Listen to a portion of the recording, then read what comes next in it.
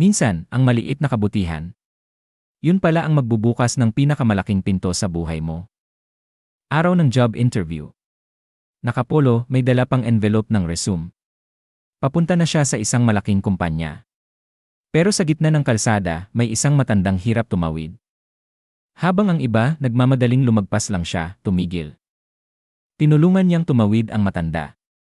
Hinawakan niya ito, inalalayan kahit alam niyang baka malit siya sa interview.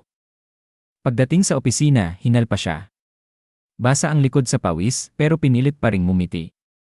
Pasensya na po, may tinulungan lang po kasi ako. Pagpasok ng panel, nanlamig siya. Ang unang nagsalita. Ikaw pala yon. Yung tumulong sa tatay ko kanina. Tahimik ang buong silid. Ngumiti ang CEO at sabay sabing. May puso kang hindi matutumbasan ng resume. Tanggap ka.